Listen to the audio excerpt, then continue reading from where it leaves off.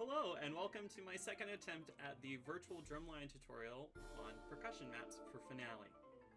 The first version of this tutorial didn't cover some really important concepts to make it easier to use it in the long run, so we're going to rectify that today. So we're going to cover percussion maps, percussion layouts, and how to transfer those layouts to new files with ease. So go ahead and let's get started. Before we get started, you'll want to have the virtual drumline manual handy. I've printed mine out so I can write in it, but you'll want to have at least downloaded it. The manual has a ton of great information and answers a lot of questions on how to use the various functions of each sound. I'll be sure to link it in the video description below. Let's talk about how each key map is set up and how it applies to Finale. Today we are going to look at the concert band combo instrument. This one is super versatile for both marching and concert works. As you can see, each map is shown on a piano keyboard. That's because each sound is mapped to a specific MIDI note. All virtual drumline instruments use Finale's default middle C as a landmark on the map, which you can see on the graphics on the screen. By default, this MIDI note in Finale is 60. You can change this in Finale's settings, but I'm just going to use the default for today because that's what I use. What I've done in my manual is I've actually written in the MIDI notes for each sound so I can easily double check on whether I've counted correctly. Quite a few times on stream I haven't, and it's a good fail-safe. There's nothing like going through an entire map, especially the concert band combo where there's like 100 sounds, and find out that you were one off the whole time. As you move higher on the piano, the numbers are going to go up, and lower on the piano, the numbers are going to go down. Now let's move into Finale and put this into practice.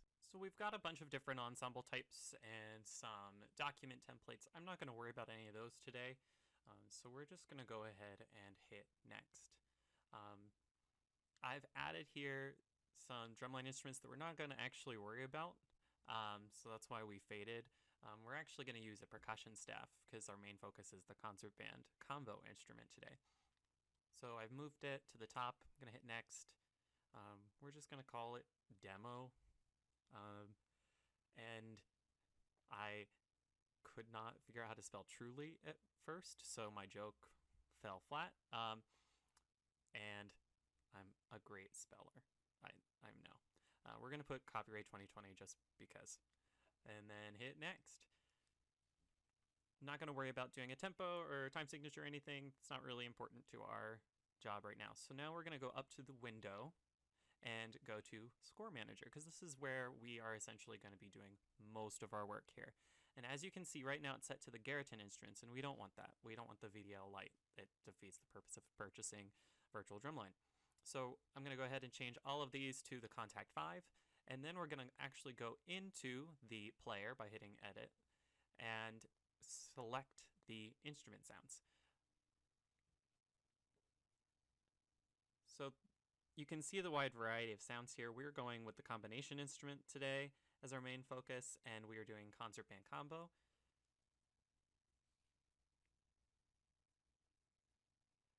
I'm also going to add all of the other ones, but we're not going to use them, so I'm going to just skip over that.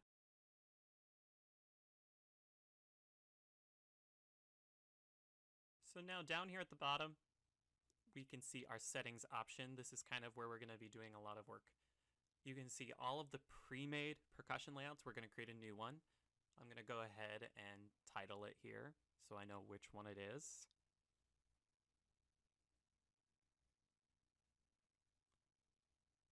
The new area, that's going to be where we're actually going to create our map. The rest of this area is used for assigning where on the staff it's actually going to be placed and what notes show up whenever we're in the editor. So you can see that it doesn't really have anything there. We have to move it to tap space, and then we're going to create new map. I'm going to go ahead and title it. This you will be able to see in any document. This is a part of the libraries, and so this is not just per document. The layouts are per document, and we're going to talk about how to copy those later. So I've titled mine, and then what we're doing now is we are going to select some sounds to add to our map. And if you remember from earlier, these are assigned based on MIDI notes. So I'm just going to add some of the default categories of sounds in default sounds available in Finale, so these are ones that they expect. Not every sound on the maps is going to be listed there. Right now we're just doing a couple snare drum ones.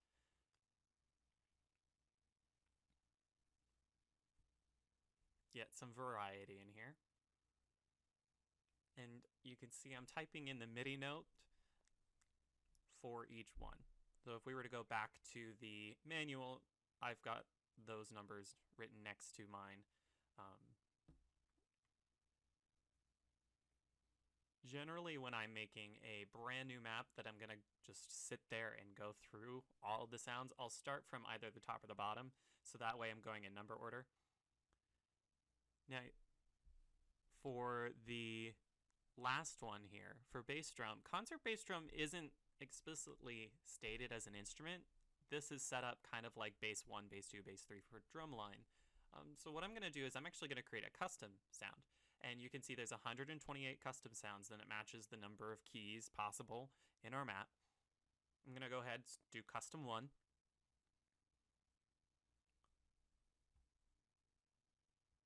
There we go. And then now I'm going to type in the MIDI note for the bass drum sound that I want. And I'm looking at my map, and down here is where I'm going to name it. So I'm naming it C bass drum for concert bass drum, and then I'm putting in parentheses what the sound is. This is my method that I use to mark all of these, and it's similar to how Finale does some of the other ones. Like you can see in the snares off where it's in parentheses. It does get a little long sometimes because of the custom and then the number, so if you have a shorter way you want to do it, absolutely go for it. These are all the sounds that we're going to do right now. Now you can see for the next like 2 seconds where Finale decided it was going to bug out and put the window behind it, but I've got it fixed.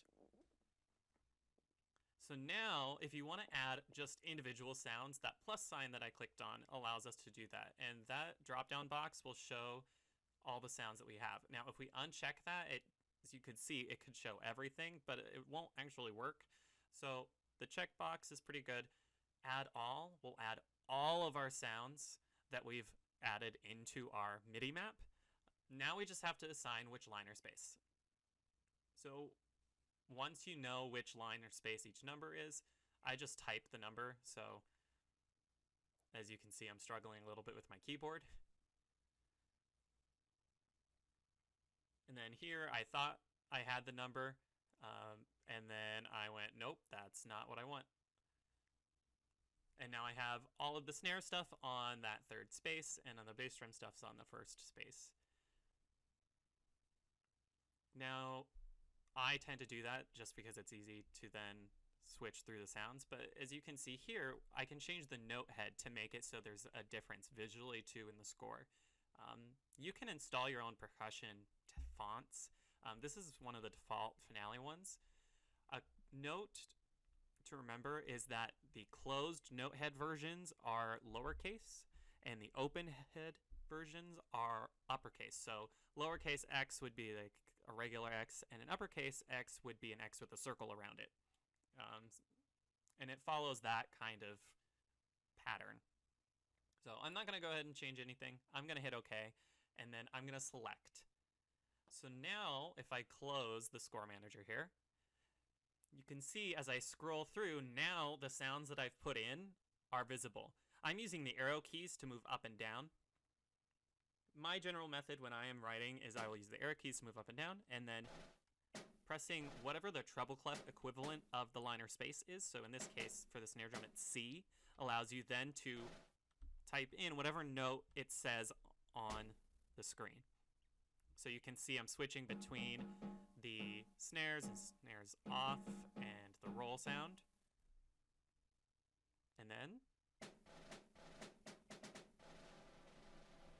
so next we're going to talk about how to save these layouts and import them into new documents so you don't have to redo them every time. Okay, so I've got an older document in here that has a lot more maps, and you can see my concert band combo has a lot more notes in it. What we're going to do now is we're going to export these percussion maps and import them into a new document. So I'm going to go hit OK, select so I can get out of these windows and not mess anything up. And so we're going to go to File and Save Library. Now you can see I've got percussion layout selected. That's what we want. We don't need anything else at this point, just the percussion layouts. So I'm going to hit OK, and then we're going to hit Save once we give it a new name. You could save it just as percussion layouts. However, it would overwrite what's already there. So I'm doing a new one just to be safe so I don't break anything. Not that I think it would. However, that's what we're going to do.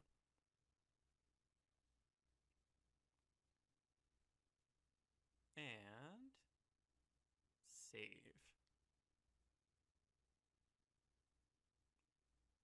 Now save.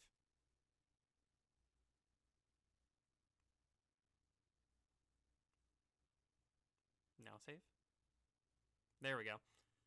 That was weird.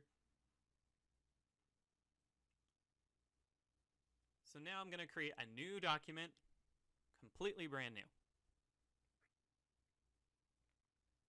I'm using a pep band template that I have just because it already has some sounds in it, but it doesn't actually have the sound that we worked on today. So I'm going to go ahead and add that in right now. I'm adding accessories. It doesn't really matter what instrument you add because we're going to change the percussion layout anyway. I'm not going to worry about titling it or anything because this is just a quick showing of what this is going to look like. So now what we've got to do is we've got to go to File, and we've got to load the library that we just saved. So we're just going to open it up. Now if we go to Window in the Score Manager, again, I've got to change these to make sure that it is the contact player instead of the Garriton sound. And I don't know why I changed all of these because we're not using them. Now we're going to go to Settings, and we're going to go ahead and select a percussion layout. I'm going to go ahead and add the combo instrument in.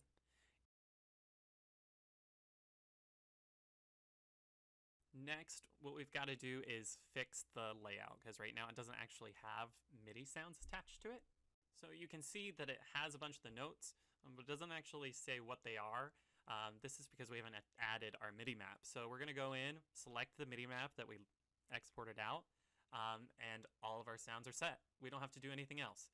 So go ahead and hit select. And if we go down to this instrument, we can now see all of these sounds are there. This is something I didn't have in the first tutorial, but it's actually a really, really nice thing to use, especially if you have a lot of different documents going. Alright, well that's it. If there's anything you want more clarification on or you would like to see in a future tutorial video, be sure to comment below. And if you want to see more of these, be sure to like and subscribe to the channel. Also, I stream a lot of marching band stuff, so come and hang out in the stream sometime and chat, and you can ask questions there. Alright, and until next time, see ya!